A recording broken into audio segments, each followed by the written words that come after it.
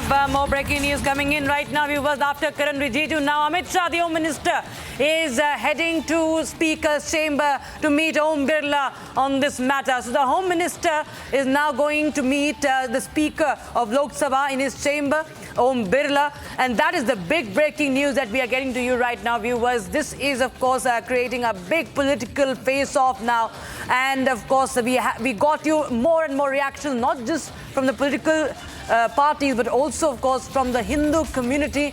And Home Minister is now heading to the Speaker's chamber. And at 5:45 p.m., remember, viewers, there's going to be a press conference by the BJP. Dr. Sudhanshu Trivedi, who's the national spokesperson. Parliamentary Affairs Minister Kiran Rijiju will also be joining in. And we just saw how Kiran Rijiju has met Om Birla. And there's a demand for action, a demand for apology also, that Rahul Gandhi must back up his statements with facts, evidence, otherwise he must issue an apology. So that is the big breaking news we have, and there's a big action that could be taken, a major action that could be taken against Rahul Gandhi over his anti-Hindu rant in the parliament in his very first page as the LOP. That is the big breaking we're getting in right now. Amit Shah also heading to the Lok Sabha Speaker's chamber. Remember, we've seen Amit Shah had in fact rebutted.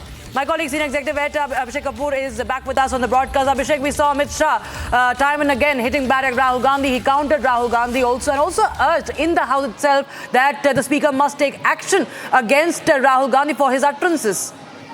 Well, absolutely. So, Rakshita, while we are discussing all that happened, it's a fast-paced development that's taking place inside the parliament. So we had, for example, Parliamentary Affairs Minister speaking to the Speaker, and then we had the Law Minister trooping down. And then now I'm told that the Union Home Minister, Amit Shah, he has also gone to the chamber of the Speaker, and deliberations are taking place on what kind of action can be taken. The BJP is throwing the rule book on that comment made by Rahul Gandhi, or multiple comments made by Rahul Gandhi as part of his debate in the motion of thanks, and where he mentioned, for example, some counterfacts on Agniveer scheme, some counterfacts on demonetization, and the government believes that unless Rahul Gandhi is fact-checked and he's asked to furnish facts to back up the comments that he made, he has to withdraw those comments, apologize. Otherwise, the Speaker would give a ruling which typically is about expunging those remarks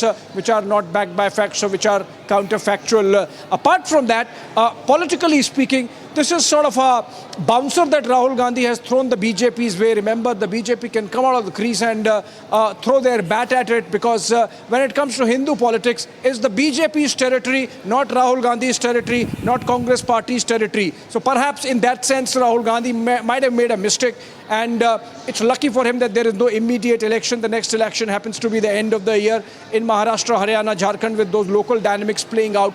But then the kind of comments he has made on Hindu religion, on the majority religion, and knowing the history of the Congress Party with the minority communities, I think specifically the Muslim minority, and see the conduct of the Congress Party in the last 48 hours in the backdrop of what has happened in Bengal, for example, both in Cooch Behar, by the way, and in North Dinajpur district.